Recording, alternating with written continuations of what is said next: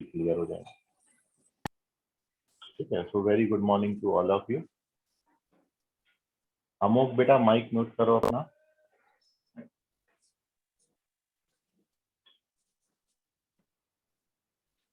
मैं ही कर देता हूँ तुमको म्यूट, तो हो गया। चलिए, तो ये जानवी मोहावे ने मेरे को एक क्वेश्चन भेजा था, आप लोग भी ट्राई करें। गुड मॉर्निंग बेटा Anshu. So this is the first question.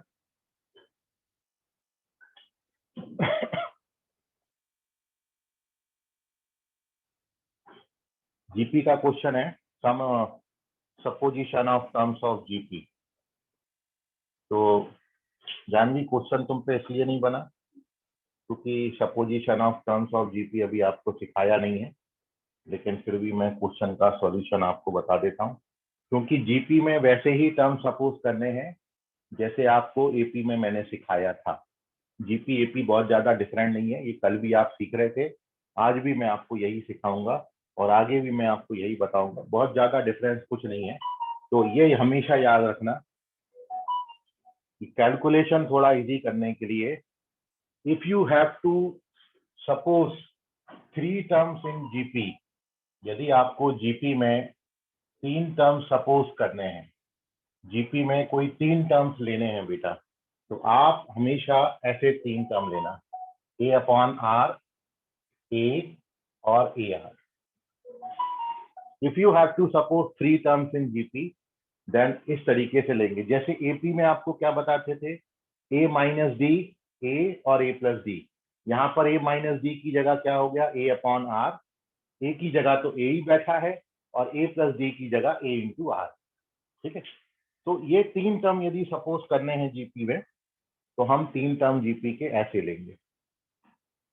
मतलब थोड़ी सी हेडिंग भी आपको साथ साथ बता देता हूँ, थोड़ी पढ़ाई भी हो जाएगी और क्वेश्चन भी हो जाएगा, है ना। तो मैं एक को अपनी हेडिंग भी कंप्लीट कर लेता हूँ साथ में, क्योंकि बच्चे आ ही गए सारे, 1 2 3 बच्चे एब्सेंट होंगे, तो अपना एक हेडिंग भी हो जाएगा और क्वेश्चन का वो भी हो जाएगा, मतलब थोड़ा सा चैप्टर भी आगे बढ़ जाएगा, क्योंकि बच्चे सारे ही आ गए। तो चलो देखो, तो ये है हेडिंग, क्या, सपोजिशन ऑफ टर्म्स। सपोजिशन, बिल्कुल वैसे ही same heading, of terms, supposition of terms, जैसा जीपी में आप, सॉरी जैसा एपी में लिखते थे, बिल्कुल सेम हेडिंग, कहीं कोई डिफरेंस ही नहीं है। तो अब 2 केस है, जैसे वहां पर 2 केस है। यदि आपको ऑड नंबर ऑफ टर्म्स करना है, व्हेन नंबर ऑफ टर्म्स,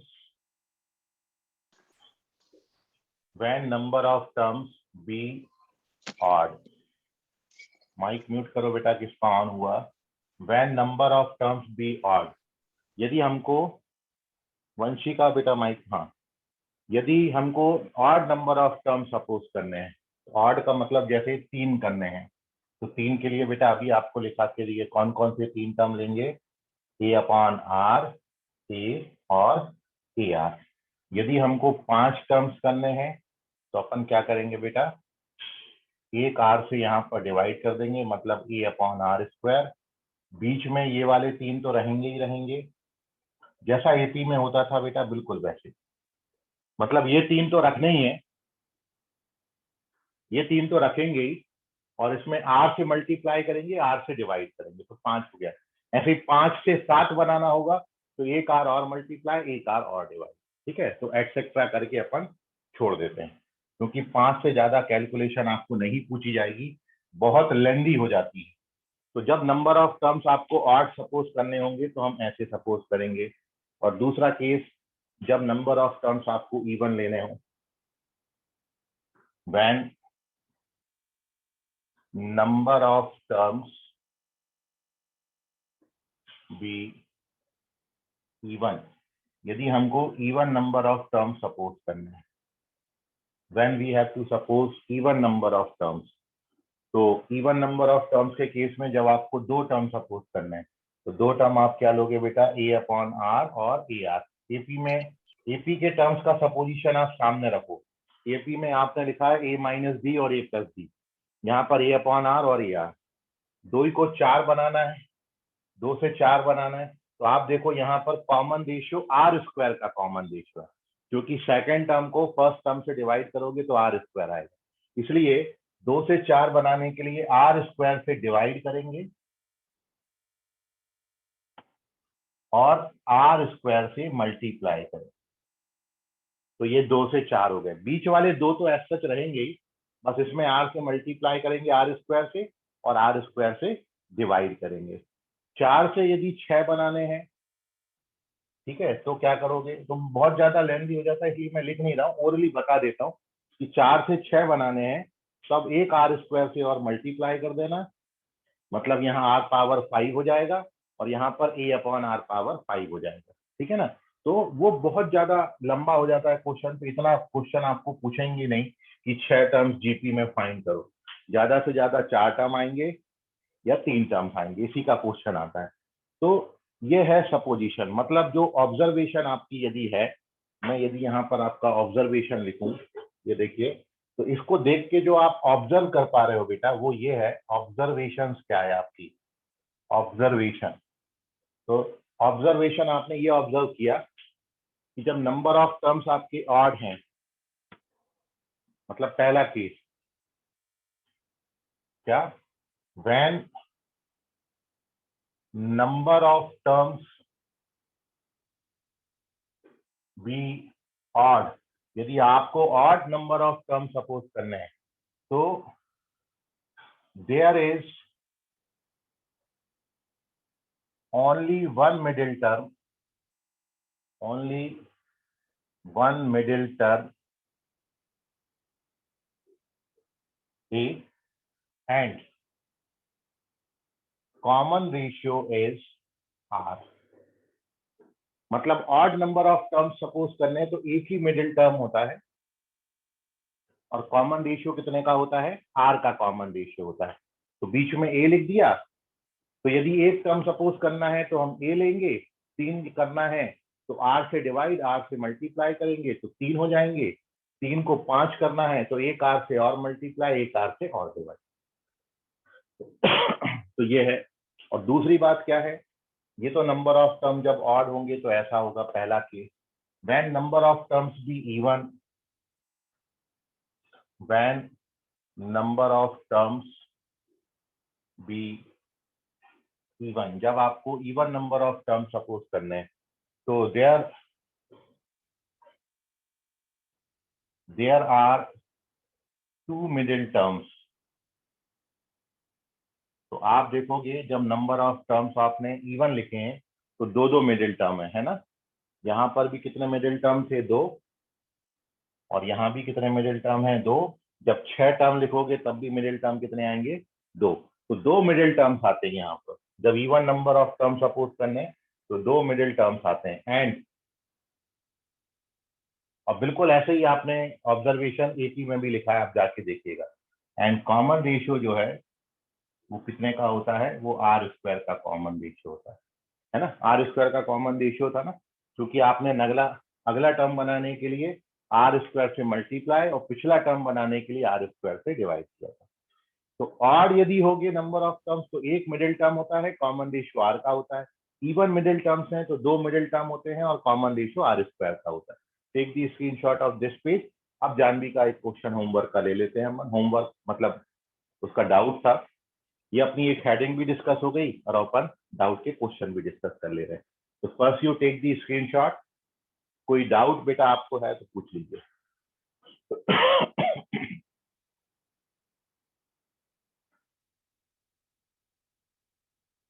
चलिए, वेरी गुड, आई होप आपने स्क्रीनशॉट ले लिया होगा। और कई सर बच्चों को वेट मैंने फॉर अ बोला, मिनट। हाँ ठीक है, मैं 2 मिनट वेट करना हूँ, आप जो है बेटा इसको पूरा लिख लो साथ साथ, और कहीं कोई डाउट है तो पूछ लीजिए।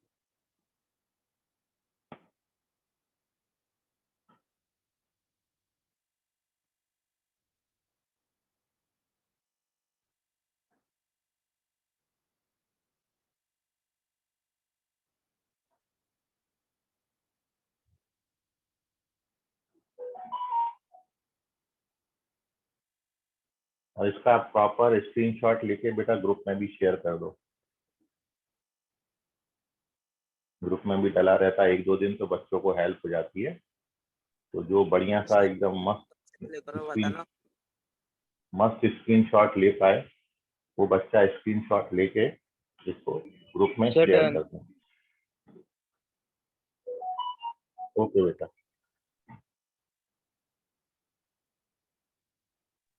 सर लेफ्ट हैंड साइड लेकर बताना। वो तो यहाँ ऑब्जर्वेशन लिखा है, एक मिडिल टर्म होता है यहाँ पर और कॉमन रेशियो आर का है, तो वही लिखा है एक middle term A, common ratio R. यहाँ दो मिडिल टर्म होते हैं, इसलिए 2 मिडिल टर्म और कॉमन रेशियो आर स्क्वायर का। तो जो यहाँ पर ऑब्जर्व किया है वो यहाँ पर लिखा है। ठीक है भावेश? हाँ सर।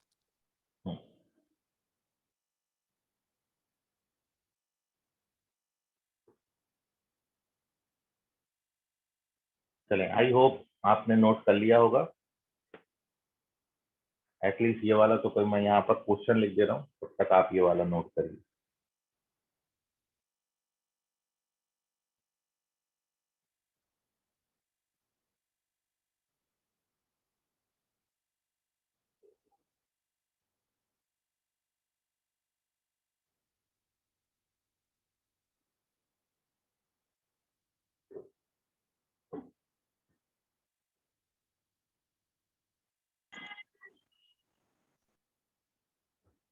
चलिए, तो अब ये डाउट है जानवी का, क्वेश्चन क्या था वो मैं आपको बता रहा हूँ यहाँ पर, जब तक आप पूरा कंप्लीट नोट कर लीजिए। तो बेटा जानवी ने क्वेश्चन पूछा था, सर ये है question, the sum of 3 terms of GP is 19।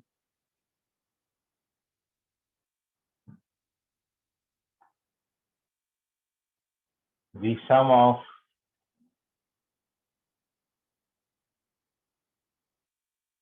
3 terms of GP is 19 and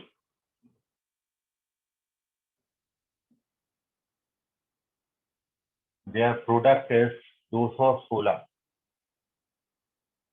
और उन 3 टर्म्स का जो प्रोडक्ट है वो 216 दिया है and their product is 216। Then the common ratio of the progression. तो आपको बताना है कॉमन रेशियो कितना होगा।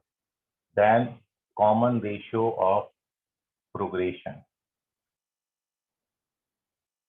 तो उस जीपी का कॉमन रेशियो बताना। ये था क्वेश्चन। आई होप समझ गया होगा कैसे सॉल्व करना है। ठीक है, कोई बहुत मुश्किल चीज नहीं थी।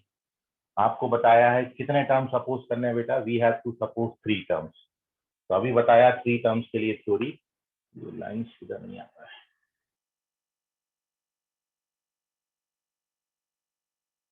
3 टर्म्स के लिए थ्योरी क्या है बेटा, तो हमने सपोज कर लिया, let terms of geometric progression. जब तक आप सभी बच्चे ट्राई करें, जिनका आ जाए वो मेंशन कर देना। आर 3 टर्म सपोज करने, तो बेटा अपन क्या लेंगे, ए बाई आर, ए और ए आर। ठीक है, चलिए ठीक है सर, ये तो समझ गए। अब बेटा हमको क्या दे रखा है, हमको तीनों टर्म्स का प्रोडक्ट बेटा 216 दिया है। तो सिंस वी गिवन दैट कि A upon R into A R, इनका प्रोडक्ट हमको 216 दिया। तो ये ऐसे टर्म्स लेने का कारण ही ये है कि आर और आर कट जाते हैं, हमको मिल जाएगा ए क्यूब, और 216 को आप 6 का क्यूब लिख सकते हो। तो यहाँ से सीधा we get the value of A, हमको ए की वैल्यू 6 मिल गई। अरे हमारा काम तो बहुत आसान हो गया, ए 6 आ गया। और वंस वी गेट ए का वैल्यू, यदि हमको ए का वैल्यू मिल गया तो फिर अपन, सर हाँ बोलो बेटा। सर यहाँ पे सम ऑफ टर्म्स बोला है। हाँ अपन ने प्रोडक्ट लिखा, अब मैं सम भी लिख रहा हूँ, है ना। ये तो प्रोडक्ट वाला, 2 चीजें दी है ना, सम दिया है 19 और प्रोडक्ट दिया है 216, तो हमने प्रोडक्ट यूज किया अभी, अब हम सम यूज कर रहे हैं, ठीक है। Also we given that what, also we given that कि इन तीनों का सम, मतलब ए अपॉन आर, ए और ए आर, इनका सम हमको 19 दिया है।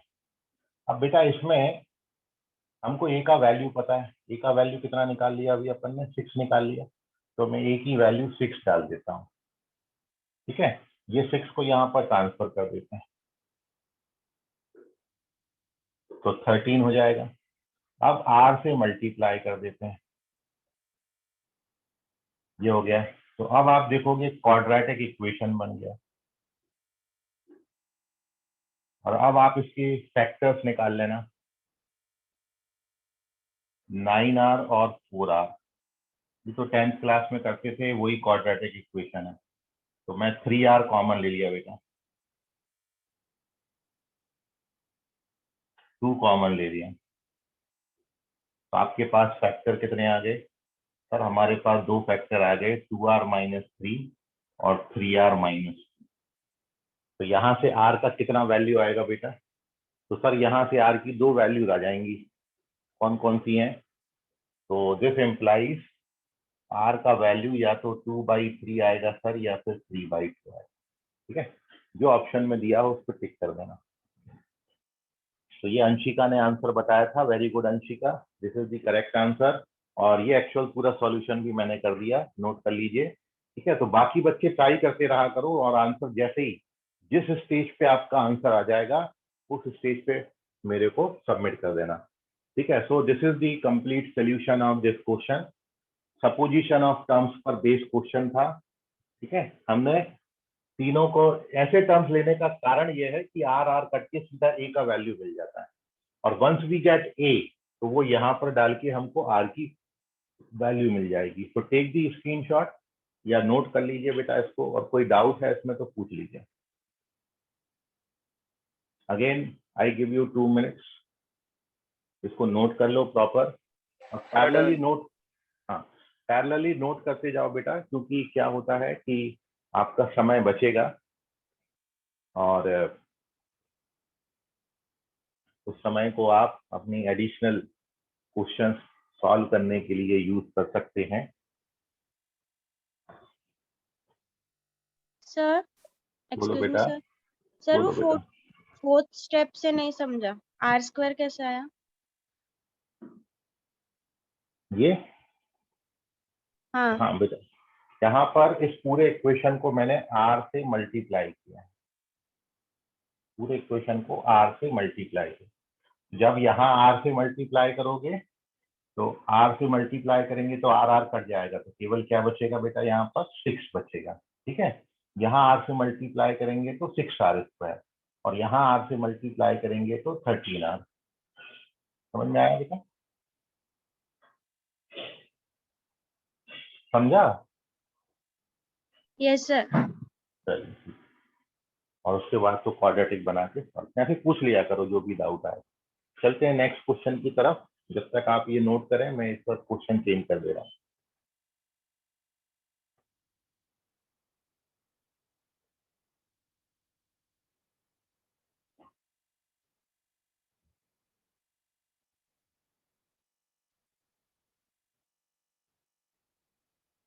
तो ये भी क्वेश्चन जानवी ने डाउट में पूछा था, मैं लिख देता हूँ, ट्राई करिए जब तक। क्वेश्चन ये है, fifth term of GP is 2, fifth term of GP is 2, then the product of its ninth term, then product of its 9 terms। तो जीपी के 9 टर्म्स का प्रोडक्ट कितना होगा?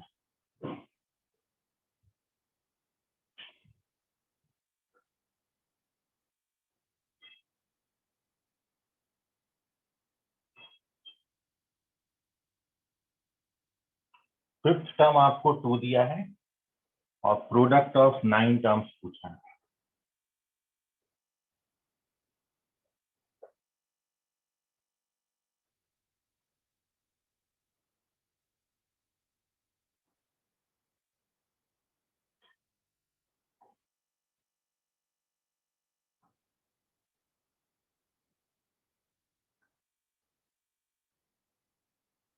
Very good. अभी तो 2 दिन पहले दिया था उसको 600 रुपये।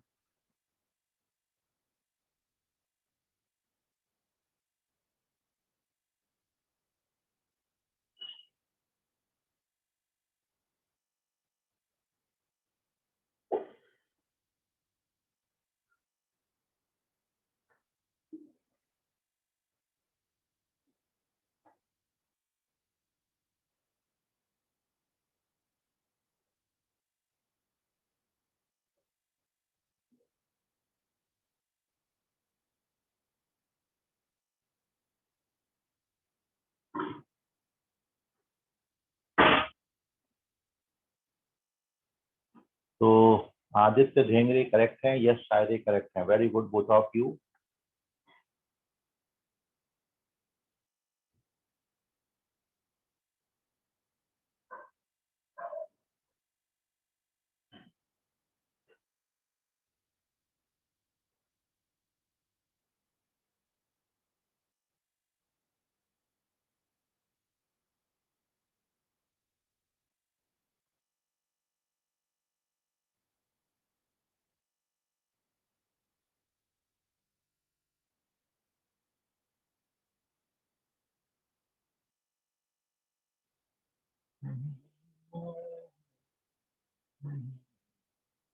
तो चलिए, ये सभी क्वेश्चन बेटा आप लोगों पे बनेंगे, लेकिन मेरे को थ्योरी कंप्लीट करने दीजिए, ठीक है? तब, क्योंकि ये क्वेश्चन अभी बहुत इतना सा था, मतलब यदि आपने मेरे को थ्योरी पढ़ाने दी होती तो आप यूं ही आंसर बता देते थे, अरे ये तो ये वाला है।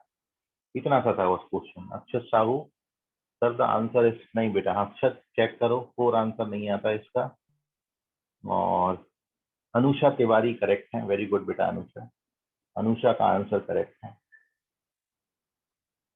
ठीक है? तो अब समझिए इसका सोल्यूशन। थ्योरी अभी होने चाहिए, इसलिए ये क्वेश्चन जम नहीं रहे, ठीक? तो थ्योरी होने दीजिए, फिर आप जमाइए क्वेश्चन। जो जो हो गया वो आप करिए। देखिए, ये हो सकता है एपीपीएस में क्वेश्चन दिए, तो एपीपीएस में हम कई बार आगे का सोच के भी दे देते हैं क्वेश्चन। तो क्वेश्चन में आपको क्या दिया है बेटा? सबसे पहले तो जो दिया है वो लिख लिया करो। हमको 5th टर्म दिया है, और यू नो दैट कि 5th टर्म होता है a इंटू आर पावर 4। ये हमको दिया था क्वेश्चन में, and we have to calculate its product of first 9 terms.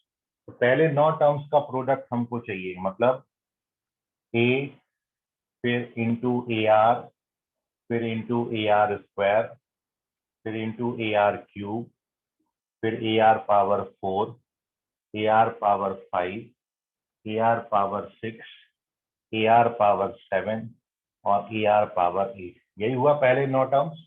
ये आ गए पहले 9 टर्म्स, इनका प्रोडक्ट रिक्वायर्ड था। दिव्यानी करेक्ट है, वेरी गुड। आर्या सी करेक्ट है, वेरी गुड, ठीक है? सो ये हमको रिक्वायर्ड था। अब आप A into A into A into A 5, 6, 7, 8, 9 बार ए को मल्टीप्लाई करोगे तो बेटा क्या बनेगा? ए पावर 9 बनेगा ना, ए पावर 9। और आर पे जो पावर है बेटा वो ऐड हो जाएंगी, तो आर पे पावर क्या बनेगा? 1 + 2 + 3 अप टू 8। आपको, आपने पढ़ा है बेस सेम है तो पावर्स ऐड हो जाते हैं, तो आर पे सारी पावर्स ऐड हो जाएंगी। आर का पावर 1 प्लस आर का पावर 2 + 3 + 4 + 5 ये। और यू नो दैट कि सम ऑफ फर्स्ट 8 नेचुरल नंबर के लिए फॉर्मूला कितना है? 8 इंटू 9/2 है ना, फॉर्मूला आपको बताए थे। n इंटू n + 1/2 होता है। तो ये कितना आ गया बेटा? सर ये तो आ गया ए पावर 9, ए पावर 9, और आर पावर सर ये हो गया 36। Very good. तो अब सर इसको क्या कर सकते हैं? अरे सर ये तो A into R power whole power 9 हो गया है ना, क्योंकि 9 4 या 36 होता है, तो ऐसा लिख सकते हैं। अरे हाँ सर ये तो करेक्ट है। और फ्रॉम इक्वेशन फर्स्ट इसका वैल्यू हमको पता था, ए इंटू आर पावर 4 का वैल्यू हमको 2 पता था, तो ये 2 पावर 9। इसलिए correct answer of this question is 512। इस क्वेश्चन का सही आंसर 512। इतना क्वेश्चन था बस, ठीक है? अब एक बात बता दूं आपको, ध्यान से समझिएगा, और वो ये है कि ये क्वेश्चन में अपन इतना भी नहीं करते थे, ये क्वेश्चन में मैं आपको इतना भी नहीं कराऊंगा। जैसे आपको मैंने एपी का एक प्रॉपर्टी बताया था, मैं प्रॉपर्टी यहाँ लिख देता हूं, तो एपी भी रिवाइज हो रहा है यहाँ पर, देखो ध्यान से। एपी में मैंने आपको ये बताया हुआ है कि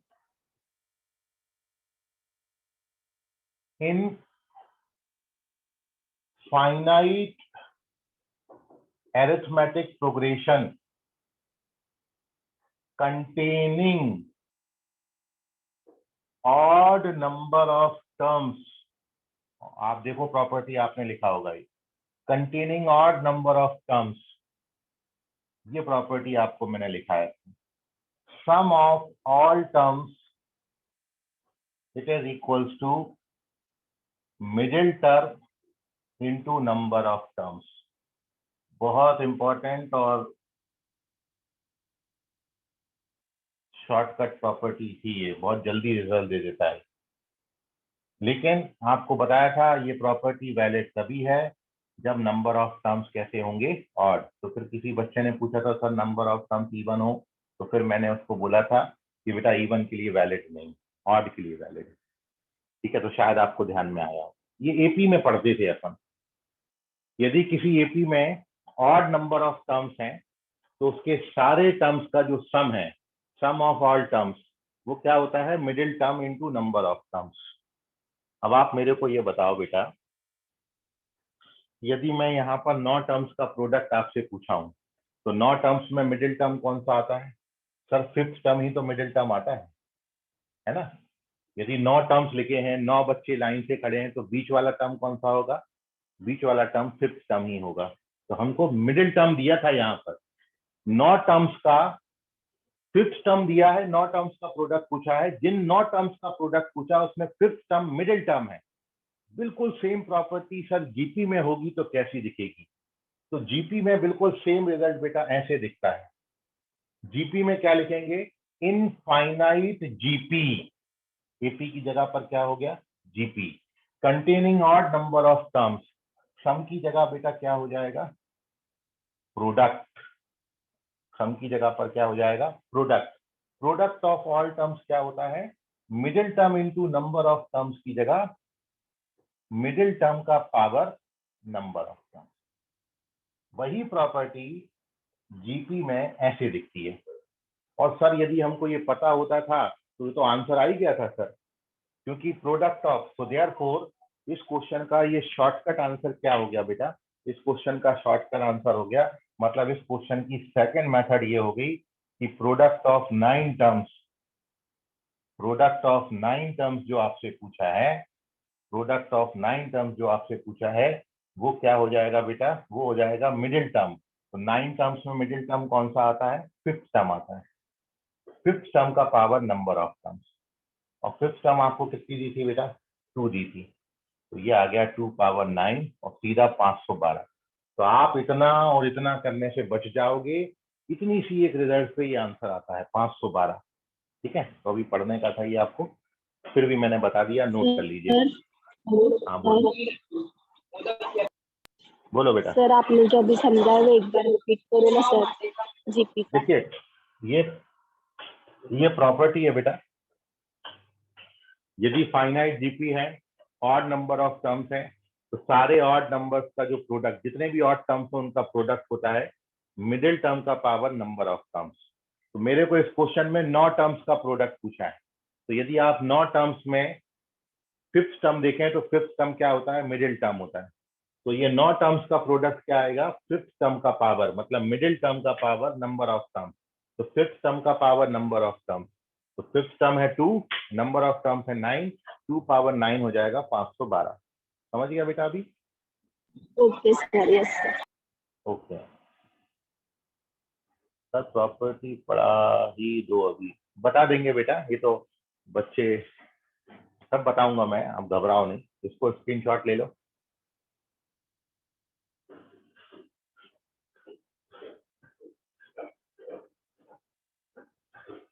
take the screenshot of this page, note कर लीजिए इसको।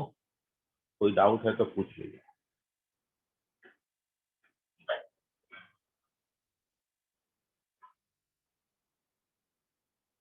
जानवी मोहावे हैं कि चली गई?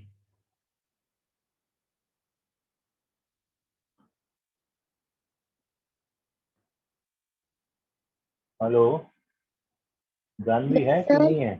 Yes sir. समझ रहा है? Yes sir.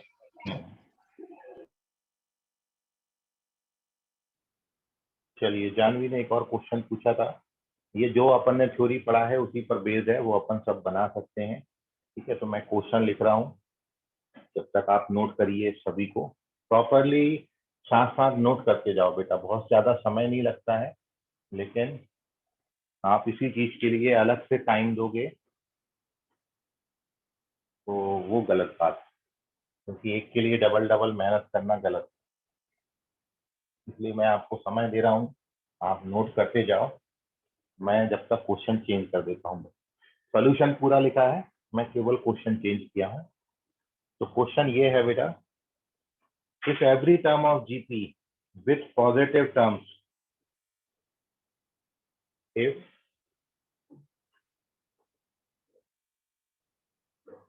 every term of GP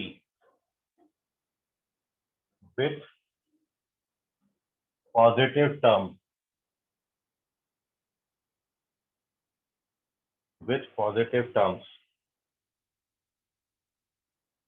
is the sum of its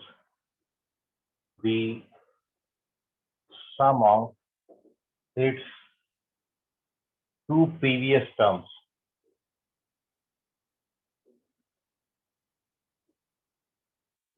Sum of its two previous terms. Then the common ratio of series. तो आपको बताना है कॉमन रेशियो कितना हो। तो देखिए, ये जीपी की प्रॉपर्टी बोल रहा हूँ, क्वेश्चन है एक और।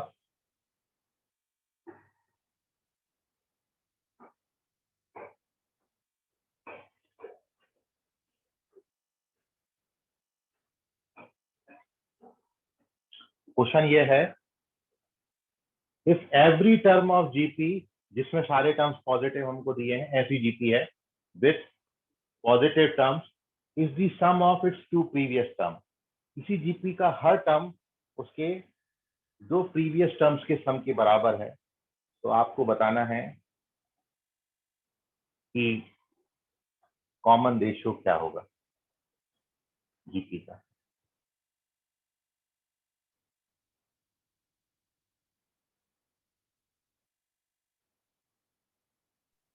सर एक तो और बात। क्वेश्चन में ये है बेटा, यदि जैसे आप कोई ये जीपी लिखते हो ना, ये कोई हमने जीपी ली एटसेट्रा, तो इसमें आपको बोला है कि इस जीपी का हर टर्म, कोई भी टर्म ले लो, इसके दो प्रीवियस टर्म्स के सम के बराबर। जैसे ये वाला जो टर्म है, ये वाला जो टर्म है, वो इसके पहले दो प्रीवियस टर्म्स के सम के बराबर है, ये हमको दिया है। तो हमको बताना है कॉमन रेशियो कितना होगा। तो इसमें से ए कॉमन लेके कैंसिल कर दो बेटा, इसको ट्रांसफर कर लो तो एक क्वाड्रेटिक बन जाता है, इसके रूट्स निकाल लो,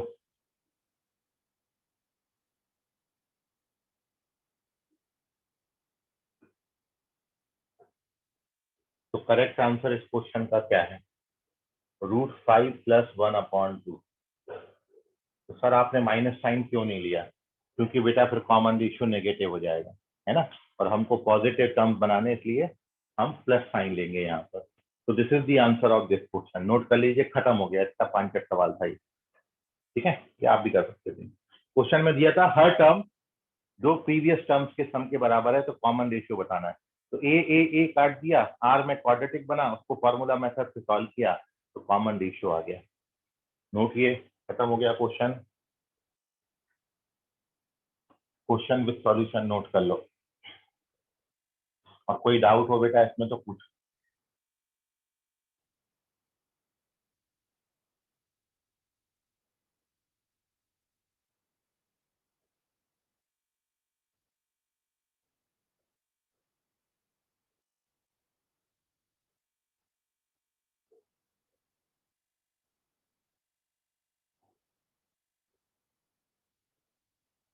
okay sir, thank you sir. ठीक है जानवी।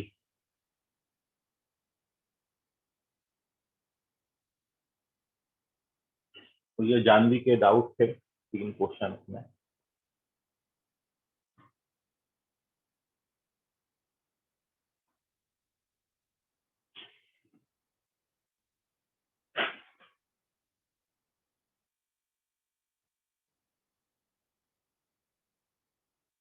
और किसी बच्चे का बेटा कोई डाउट है?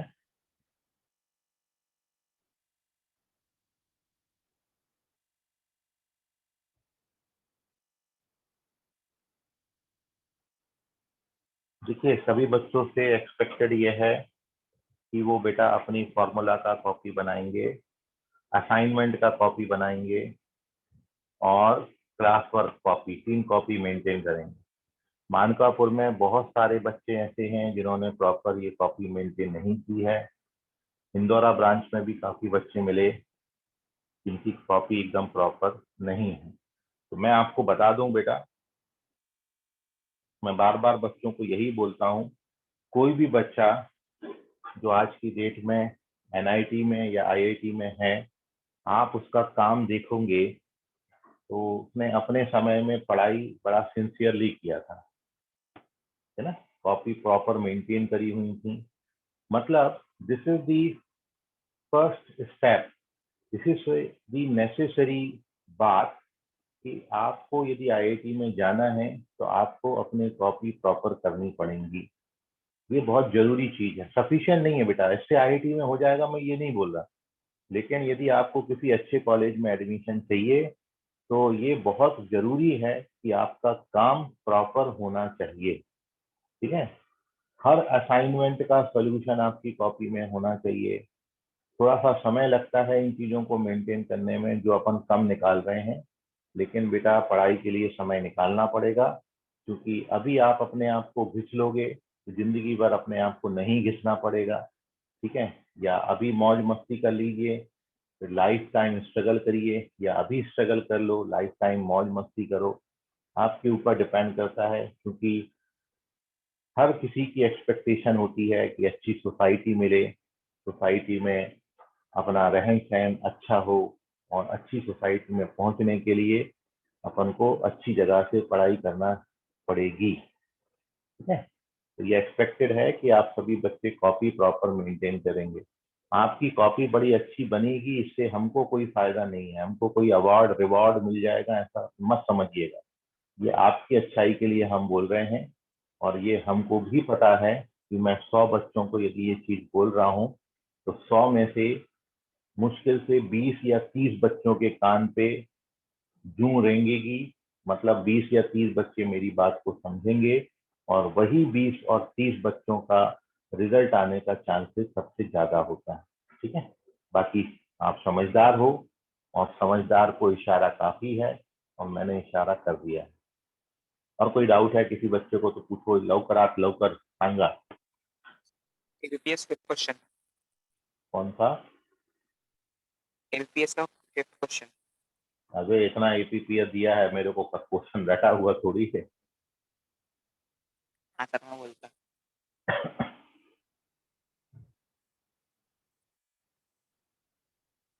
if x comma 2x plus 2 comma 3x plus 3 are in GP, then the fourth term. इतना अभी देखो, जब 3 टर्म बेटा जीपी में दिए हैं तो 3 टर्म यदि जीपी में है तो ये वाली प्रॉपर्टी लगाओ भावेश, मिडिल टर्म का square product of first and last, है ना। जो 3 टर्म्स, पहला टर्म क्या दिया भावेश? अरे पहला टर्म क्या दिया है? x दूसरा? 2x plus 2 तीसरा?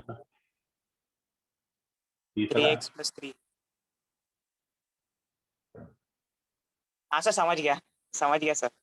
हाँ, चलो ठीक है। तो आप वही है, क्वेश्चन के हिंट ले लो, वो मैं बता देता हूँ, लेकिन आप ट्राई खुद से करोगे ना बेटा तो आप कॉन्फिडेंट ज्यादा होगे। और कोई डाउट किसी बच्चे को?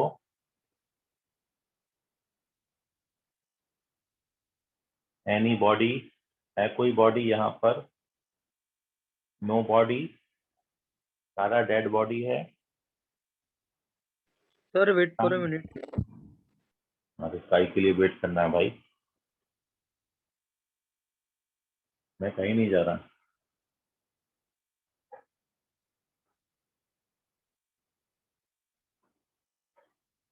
तो देखिए ये चैप्टर अगली क्लास में मैं खत्म कर दूंगा, ये टॉपिक, चैप्टर नहीं, ज्योमेट्रिक प्रोग्रेशन, ठीक है। और ज्योमेट्रिक प्रोग्रेशन पे कल भी मैंने एक असाइनमेंट दिया था और परसों भी एक असाइनमेंट है अपने पास, और एपीपीएस तो है ही। तो आप डेली का काम बेटा डेली कंप्लीट करते जाओ और उससे फायदा आपको लगेगा। और मैं धीरे धीरे ये जो डेली असाइनमेंट के क्वेश्चंस हैं इनका लेवल बढ़ाते जाऊंगा, है ना।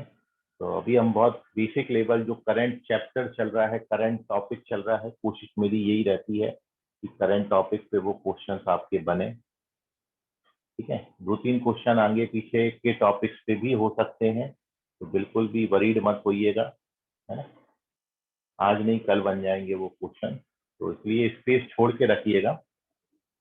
मैंने 10 क्वेश्चन का असाइनमेंट दिया है तो उसको प्रॉपर मेंटेन करना है। प्रॉपर मेंटेनेंस का मेरा मतलब ये होता है बेटा कि पहला क्वेश्चन आया तो सॉल्व करो, फिर स्पेस छोड़ दो यदि दूसरा नहीं आया, ठीक है। तो जो क्वेश्चन नहीं आया उसके लिए जगह छोड़नी है हमें, ताकि हमको अपना काम इनकम्प्लीट दिखे, क्योंकि इनकम्प्लीट दिखेगा तो इन फ्यूचर कभी हम कॉपी के पन्ने पलटेंगे तो वो हमको इनकम्प्लीट काम दिखेगा तो हम कंप्लीट भी कर पाएंगे। इसलिए जगह छोड़ना बहुत जरूरी है, ठीक है। मतलब प्रॉपर मेंटेनेंस होना चाहिए। मैंने 10 क्वेश्चन दिए हैं लाइन से लगा के, तो आपके भी सॉल्यूशन 10 क्वेश्चन के होने चाहिए लाइन से लगा के, ठीक है। ये बहुत रेयर और रेयर कॉपियों में मेरे को देखने को मिलता है, मैं पहले बता दूं। लेकिन हाँ, ये मेरा ऑब्जर्वेशन है, ये मैंने अभी तक ऑब्जर्व किया है। जिन जिन बैचेस में, इतने पुराने 8, 10, 15 साल में मैंने जिन जिन बच्चों को ये बातें बोली हैं, जिन्होंने ये बातें मेरी मानी हैं, आज वो अच्छी जगहों पर हैं, इसकी गारंटी मैं लेता हूँ, ठीक है। तो आप प्रॉपर मेंटेन करो बेटा, आपको उसका फायदा जरूर लगेगा। मेरे को कोई फायदा नहीं उससे, आपकी कॉपी बहुत अच्छी बन जाएगी, इससे मेरे को कोई फायदा नहीं है, ठीक है। उससे फायदा आपको ही होगा, करिए प्रॉपर मेंटेन। और कोई डाउट किसी बच्चे को पूछना है? Sir I send a question. कहाँ, किसको भेज दिए भाई, किसको क्वेश्चन भेजा है? आपको। क्या नाम है तुम्हारा?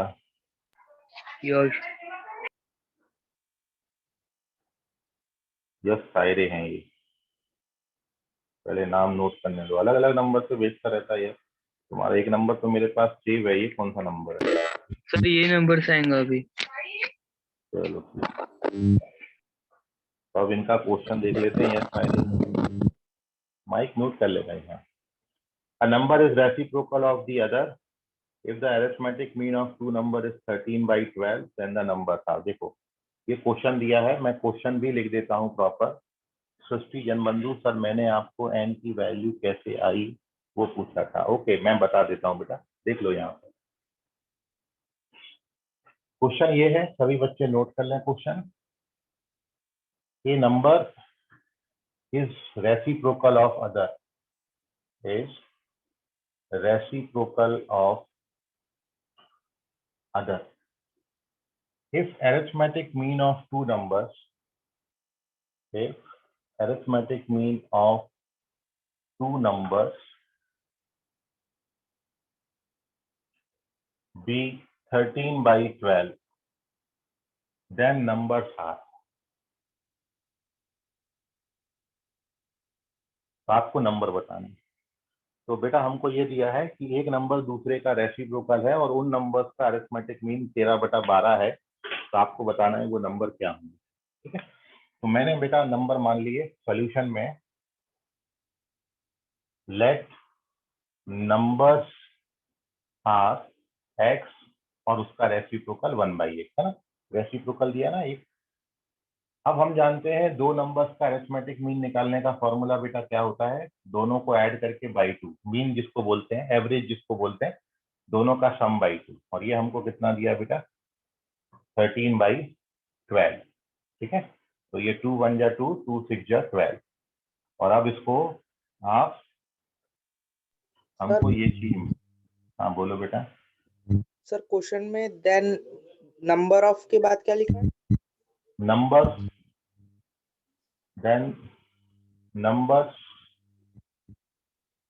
ऑफ APR या नंबर्स R लिख लो सीधा। If arithmetic mean of two numbers be 13/12, then numbers are, तो नंबर्स क्या होंगे? ठीक है, अब इसको सॉल्व करते हैं, क्वाड्रेटिक बना लेते हैं। तो पूरे इक्वेशन को x से मल्टीप्लाई कर देना। तो x से मल्टीप्लाई करोगे तो बेटा क्या मिलेगा?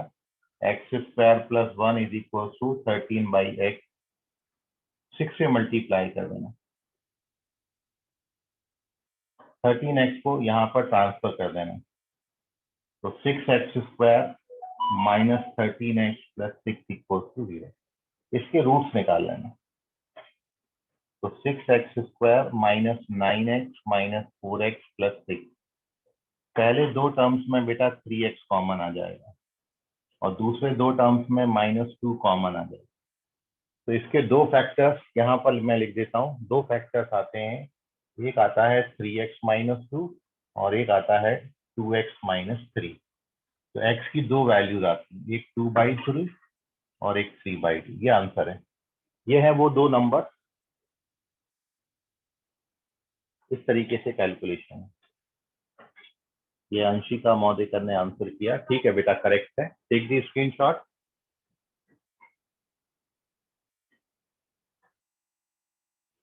तो नंबर्स हमने x और 1/x लिए, उनका हमको अरिथमेटिक मीन 13/6 दिया था। फिर हमने क्वाड्रेटिक बना के सॉल्व भर कर दिया और कुछ नहीं। इसके बाद पूरी कैलकुलेशन ही है बेटा। सृष्टि जनबंधु सर, मैंने आपको n की वैल्यू, एक मिनट देख लेते हैं बेटा कौन सा क्वेश्चन था आपका।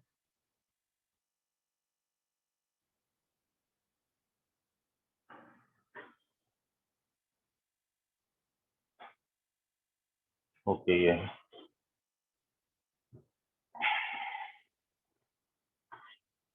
तो ये सृष्टि का क्वेश्चन है। मैं चलता हूँ अगले पेज पर।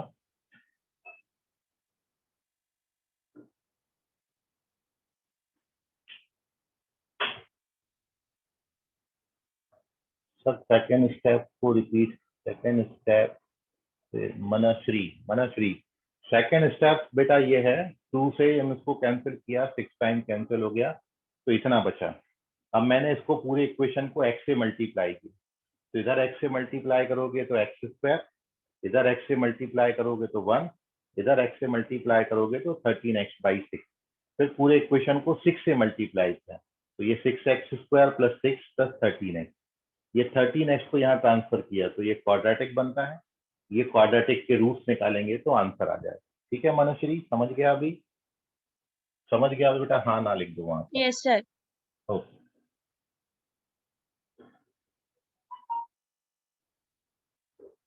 अब ये सृष्टि का क्वेश्चन था एक, वो देख लो। सृष्टि हमसे पूछ रही थी कि सर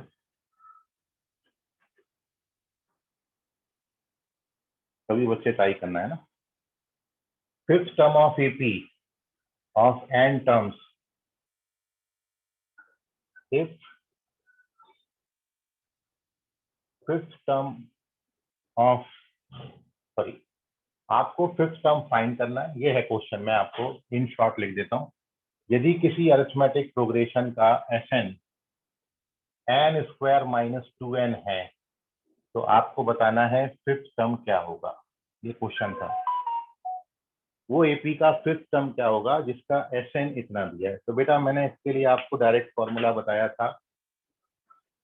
यदि आपको T5 कैलकुलेट करना है बेटा, तो T5 के लिए फॉर्मूला क्या होता था?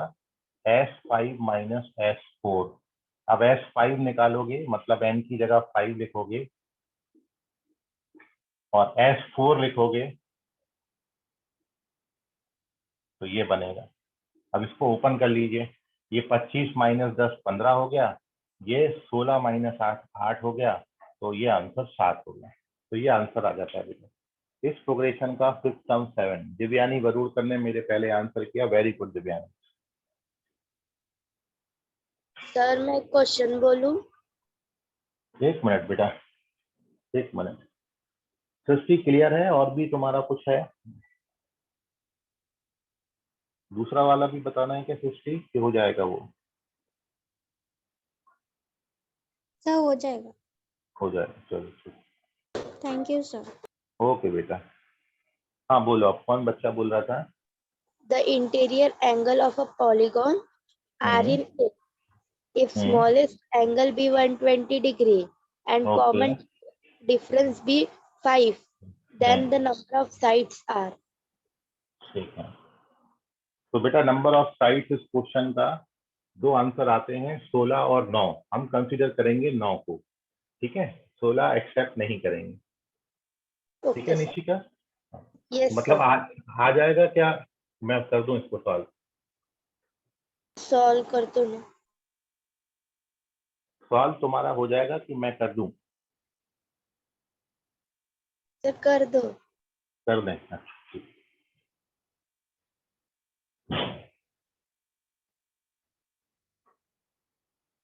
देखिए क्वेश्चन अच्छा क्वेश्चन है ये।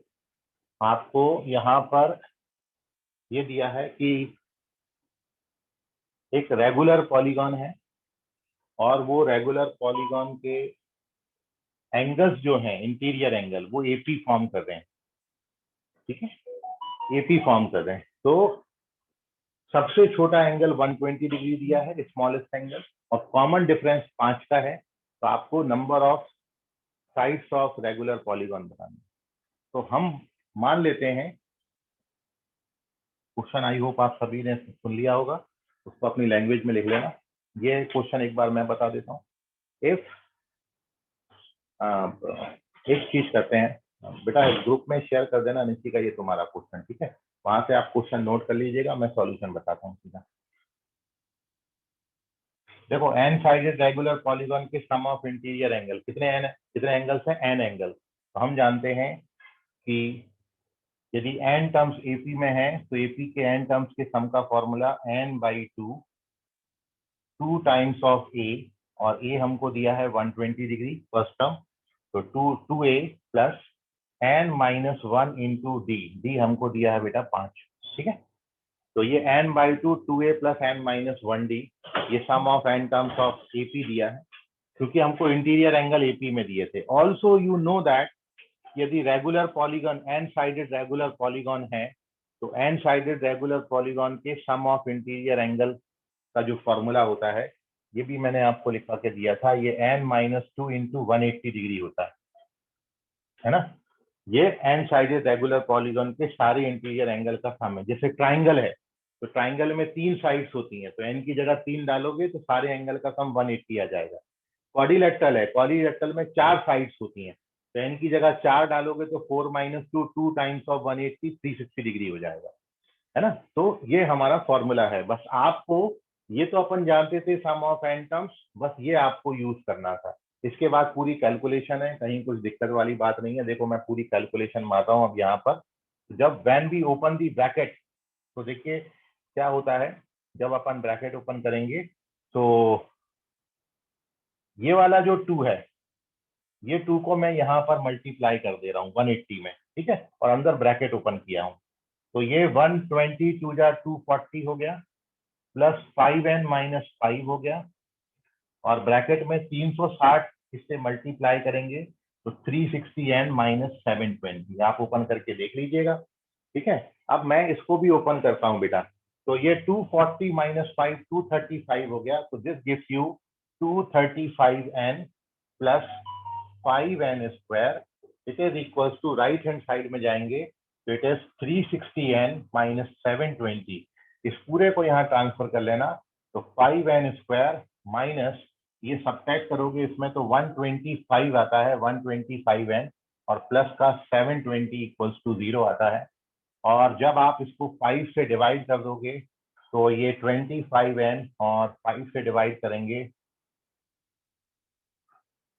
144 आएगा, 144 आएगा, ठीक है? और अब इसके फैक्टर्स निकालना, तो 16 और 9 आते हैं, तो n की वैल्यू बेटा कितनी आती है? 9 और 16। But we neglect 16। व्हाई? क्योंकि यदि हमने किसी वो एन साइडेड, ये अपन ने एन क्या निकाला बेटा, 16 साइडेड पॉलीगॉन है, और यदि मैं 16 साइडेड पॉलीगॉन का 16th एंगल निकालता हूं, मतलब इफ वी कैलकुलेटेड T16, तो आप बताओ T16 कितना आएगा? अपन जानते हैं 16th टर्म का फॉर्मूला क्या होता है, a + 15d। a कितना दिया था बेटा, 150, और 15d कितना दिया है, 5 दिया है, तो 15 5 जा 75, दिस गिव्स यू 195 एंगल। तो क्या किसी एन साइडेड रेगुलर पॉलीगॉन का कोई इंटीरियर एंगल 195 डिग्री आ सकता है? नहीं आ सकता है। तो इसका ये वाला टर्म एग्जिस्ट ही नहीं करेगा, इसलिए 16 नंबर ऑफ साइड्स हम नहीं ले सकते, we take only 9 number of sides. तो करेक्ट आंसर इसका 9 होगा, 16 निगलेक्ट करेंगे। निशिका समझा तुमको ये? Yes, sir. Thank you, sir. चलिए, ओके बेटा, take the screenshot of this question. और सर क्वेश्चन, हाँ बोलो बेटा। सर मेरे को भी डाउट है, हाँ बोलो सर। बोलो। If the sum of the 10 term of an EP is 4 times of the sum of the 5th term, then the ratio of the first term and the common difference is ratio of the first term and the common difference. A/D निकालना है ना, तो ये तो तुम्हारा APPS का question है ना। हाँ सर। हाँ, तो फिर सॉल्यूशन देखो ना, उसमें दिया हुआ है, वो नहीं समझेगा तो फिर मेरे को पूछना है। ठीक है भावेश, हमारी मेहनत मत पढ़ाओ, तुम मेहनत करो। मेरे को मेहनत करा के तुमको कोई रिजल्ट नहीं मिलने वाला, मैं तो कर लूंगा मेहनत। ठीक है, तो मैं सॉल्यूशन इसलिए दिया, आप ट्राई करो 100%, फिर नहीं आता तो वहां से थोड़ा सा हिंट ले लो, फिर भी नहीं जमता, अब फिर मैं बैठा हूँ, फिर मेरे को पूछ लेना। आज वैसे आऊंगा भावेश, तो वहां पूछ लेना इंदौरा ब्रांच में। ठीक है, अरे हाँ ना तो बोल। सर उससे पहले सिर्फ सॉल्व हो जाएगा, क्या बोले? उससे पहले सॉल्व हो जाएगा सर। फिर चलो बढ़िया बढ़िया बढ़िया बढ़िया, बेस्ट ऑफ लक। चलिए, सो बेटा लोग स्क्रीनशॉट ले लीजिए, बाकी अपन इसमें थ्योरी को बढ़ाएंगे, अगली क्लास में आएंगे। तब तक के लिए शब्बा खैर, शुभ रात्रि, अपना ध्यान रखें। हाँ बोलो। Bye sir. Bye bye bye everyone. चलिए, गुड नाइट, शब्बा खैर, शुभ रात्रि all of you. Bye, sir. Bye बेटा, बाय बाय बेटा, बाय बाय सर। एवरीवन। हाँ बोलो सर बोलो तन्मय। सर वो जो एक प्रॉपर्टीज ऑफ ट्रायंगल का क्वेश्चन नहीं क्या गलत शायद, वो 22 बाय हाफ 22.5। हाँ हाँ हाँ हाँ हाँ, बोलो ना उसके आगे। आपने बोले थे ना कि चेक करके हाँ हाँ बताएंगे। हाँ हाँ, अरे तूने सॉल्यूशन वहीं तो देख लिया था, गूगल पे देखा था ना, ध्यान नहीं आ रहा? हाँ याद आ गया। हाँ हाँ चलो, okay, bye everyone, bye sir. Bye बेटा, बाय बाय।